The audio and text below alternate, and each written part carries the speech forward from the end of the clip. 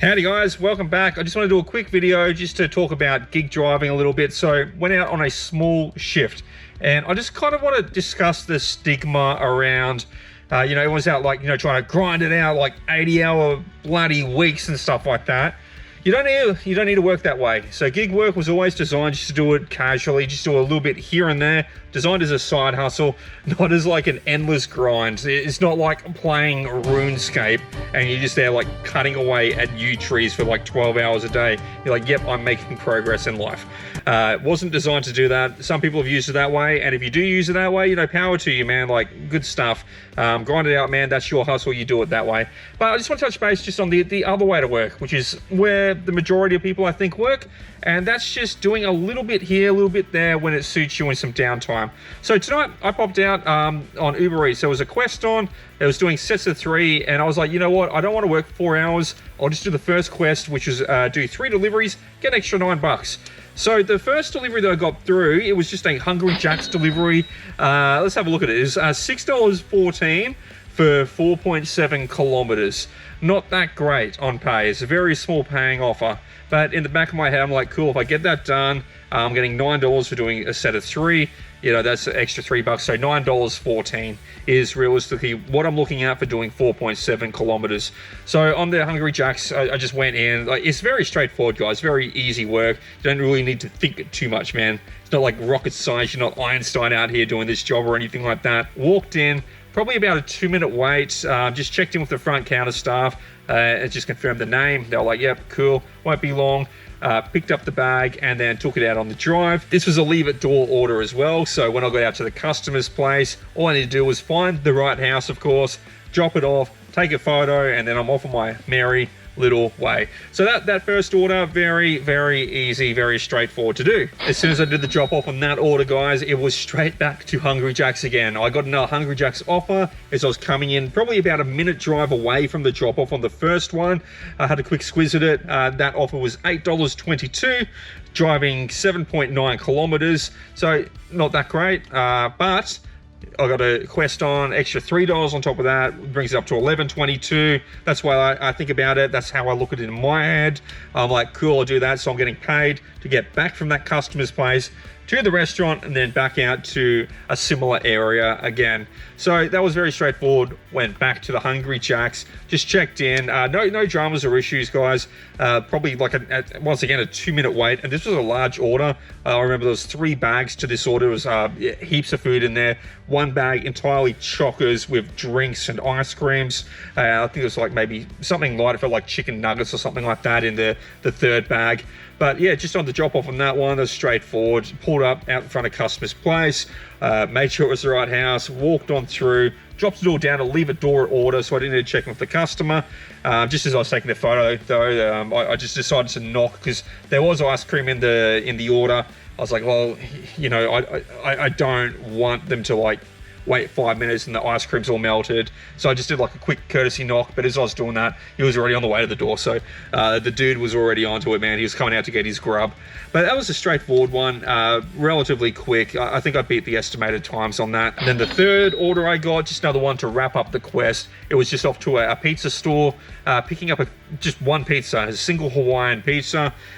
Pulled up there. It was there was another delivery driver in there. It looked like he was picking up a stacked order, and he had about 5 pieces he was trying to hold up, and like a soft drink, and I think garlic bread or something like that as well, man.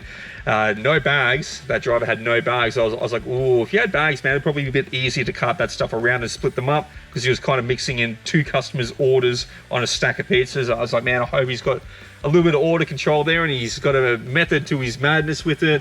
Because last thing you want to do is like hand out the wrong pizzas to the wrong customers.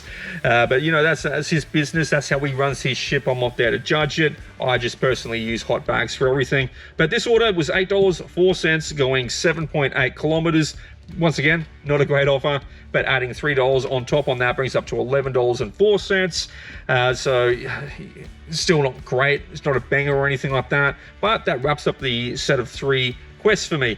So yeah, just pulled up to that place, picked up the single pizza, probably just like once again another 2-minute wait, not long at all. These guys are pretty onto it tonight. picked it up, got out to the customer's place. Once again, a beauty, leave it door order. I love leave it door orders because, you know, I don't want to talk to people all the time, let alone having to wait and then you're knocking and they come to the door and sometimes you get stuck there for a few minutes. Leave it door, that's at my pace. I can show up, I can drop the food down, take the photo, get back in my car, mark it as complete, and I'm off on the road again. So I can do these ones quick. So yeah, just dropped it off at the door, quick photo, and then by the time I got back to the car, glanced over my shoulder, they'd already snuck out, they grabbed their pizza and they're already back inside, turned all the porch lights off, all done, all over. But guys, that's how I work the gig apps sometimes. Sure, I do long grind nights. I do long grind nights sometimes. I do long grind shifts sometimes. Am I saying that right? Can you say that? I do long shifts sometimes. Sometimes I do long shifts. It's probably a better way to phrase it. But a lot of the time, I just look for like an odd little run here and there. I've got a spare hour. Tonight, that was, I think it was 45 minutes. And I made a total of, what was it? Total was $31.40 for 45 minutes. Not bad. That's just maximizing a quick run. So it doesn't need to be like committing to doing big grind outs or anything like that. I could have done 12 deliveries tonight, but I didn't feel like it. You know what? I want to watch Dexter. I want to watch Dexter with my girlfriend tonight. It's a Sunday night that I'm doing this. I just had an hour free. I was like, you know what? I'll just pop out, burn down 3 deliveries, kill a quest off, and then I'll come home, watch Dexter, and have some dinner with my girlfriend. So I fit in deliveries here and there. Sometimes I'm coming back from my my full-time job, which is not delivery driving, coming back from the office, and I flick on the gig apps. I'm like, is there something I can take on the way back home? If something's going the opposite direction to where I live, I just cancel them, just decline them. I'm like, yeah, you know what, whatever, I don't care. You can decline as many offers as you want. Doesn't matter. So I try to find little orders that go in the direction I'm heading. I try to find gig work that works for me. I work the times that I want to work. The flexibility, guys, is what's so attractive about gig work to me. You just fit in a little bit of a hustle around your schedule, when you want to work, how you want to work. And yeah, that's what I do, guys. So tonight, spare hour, made $31.40. What do you do on your spare hour? You sit around scrolling TikTok? You sit around scrolling Netflix? I mean, like, it takes an hour to pick something to watch on Netflix sometimes, guys. Is that what you spend an hour doing on a Sunday night? For me, I just popped out $31.40. That's in my bank coming through this week. Done, sorted, done and dusted. I'll get that money, and then I'll continue through my Sunday night routine. So guys, yeah, I just want to let you know there's no one way to do gig work. Plenty of different ways. Just think, how does it work for you? You don't have to do 80. You don't have to do 100 hours a week. You do 4 hours a week. I think the average across the industry from like a Roy Morgan report that I read was 4 hours per week is the average that gig workers are doing. So yeah, like the big full-time gig working, that's not the norm, guys. These things were designed for just a little bit of a side hustle. So guys, yeah, think about it. How can you use gig work for yourself? How can you use it your own way? I challenge you guys to that. Leave it down below in the comments if there's a special way that you use the gig apps. How do you fit gig work around your life?